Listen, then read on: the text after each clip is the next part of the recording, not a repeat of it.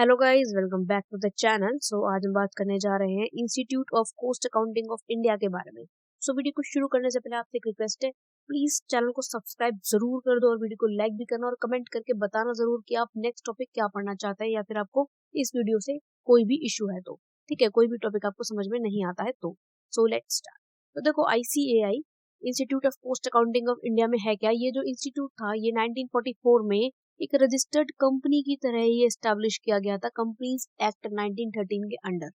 ठीक है, इसका ऑब्जेक्टिव क्या था? इसका ऑब्जेक्टिव था प्रमोट करना, रेगुलेट करना और डेवलप करना प्रोफेशन ऑफ कोस्ट अकाउंटेंसी। जो कोस्ट अकाउंटेंसी का प्रोफेशन है ना, उसको धीरे धीरे करके आगे लेकर जाना, उसको हैंडल करना, उसको बढ़ाना, ठीक है, ग्रो करना उसको, ये इसका ऑब्जेक्टिव था। फिर 28 मई 1959 को ये जो कंपनी थी इसको एक इंस्टीट्यूट बना दिया गया। हमारी पार्लियामेंट के अंदर एक एक्ट होता है, cost and work account act 1959। उस एक्ट के अंडर इसे हमने एक इंस्टीट्यूट बना दिया और उसी से ही इसका जो है डेवलपमेंट चालू हो गया।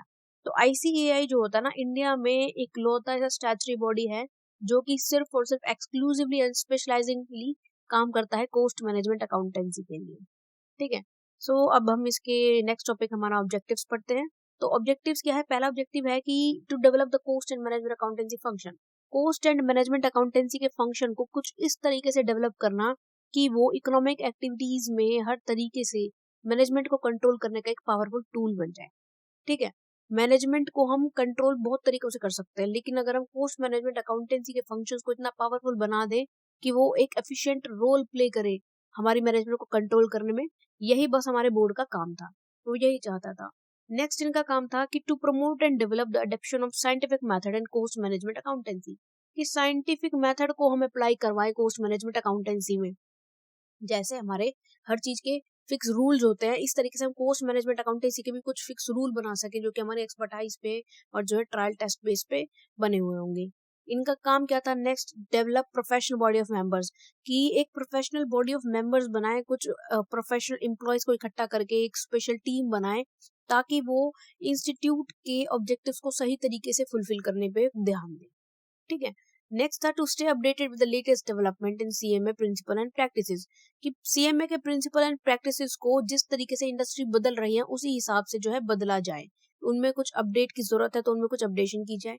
जैसा कि हम जानते हैं कि देखो, बिजनेस एनवायरनमेंट सबसे ज्यादा जो है बदलता रहता है टाइम टू टाइम, तो इसलिए उसमें जो जो रूल्स एंड रेगुलेशंस यूज हो रहे हैं उनको भी टाइम टू टाइम बदलना चाहिए। तो ये जो बोर्ड है उस बात का ध्यान रखता है कि हमारे जो स्टैंडर्ड्स हैं, उनके जो रूल्स हैं, वो हमारी इंडस्ट्रीज के अकॉर्डिंग भी चेंज होते रहे। फिर जो न्यू एंट्रेंट्स हैं उनको सुपरवाइज करना और बेस्ट एथिकल स्टैंडर्ड्स इंश्योर करना कि वो जो सारा काम है सही तरीके से करे बिना किसी डिस्क्रिपेंसी के।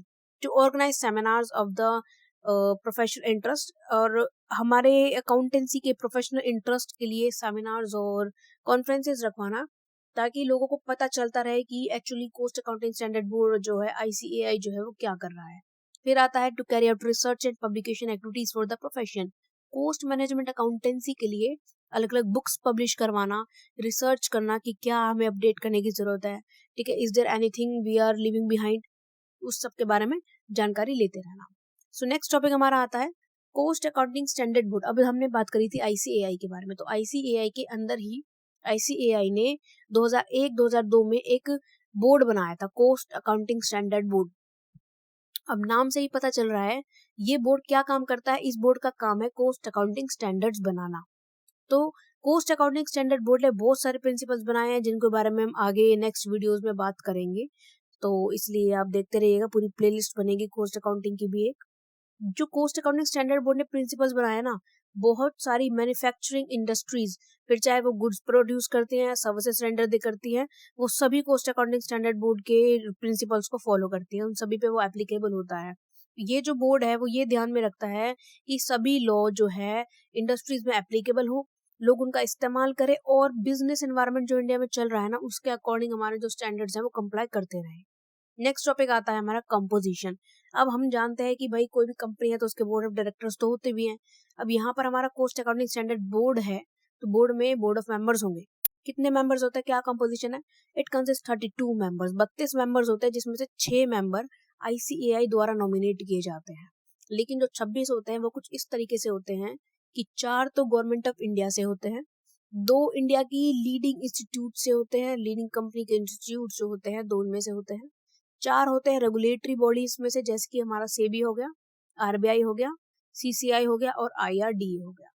एक होता है आईसीएआई और एक होता है आईसीएसआई से। ठीक है, आईसीएआई यहाँ पर हमारा institute of chartered accountancy of India है। 3 होते हैं नॉमिनी ऑफ इंडस्ट्री एसोसिएशन से।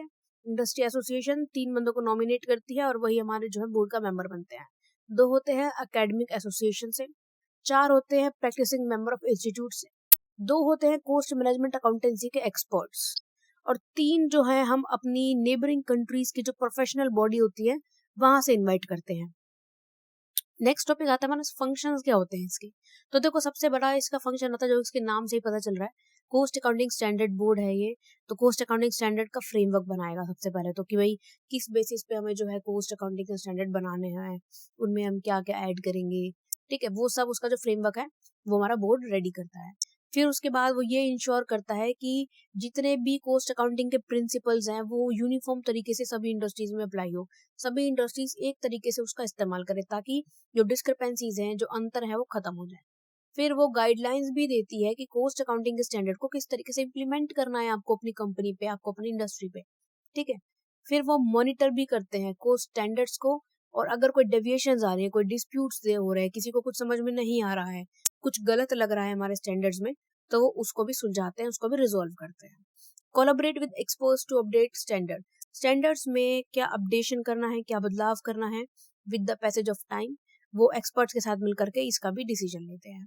फिर assist in cost analysis for government and policy making bodies, वो जो गवर्नमेंट और पॉलिसी मेकिंग बॉडीज है उनको कोस्ट एनालिसिस में मदद करती है, और ये इंश्योर करती है कि जो प्राइसिंग होगी ना फाइनल हमारे प्रोडक्ट की, वो ट्रांसपेरेंट हो, उसमें पूरी ट्रांसपेरेंसी हो, कुछ भी चीज जो है एम्बिगियस ना हो।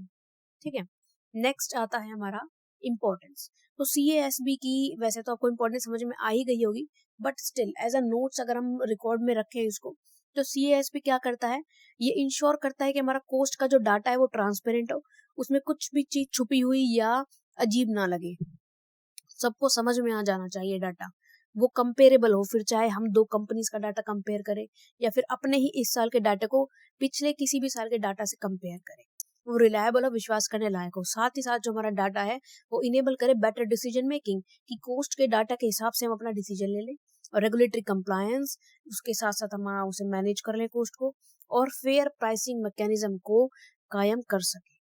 So thank you so much guys, please please like share and subscribe. Hello guys.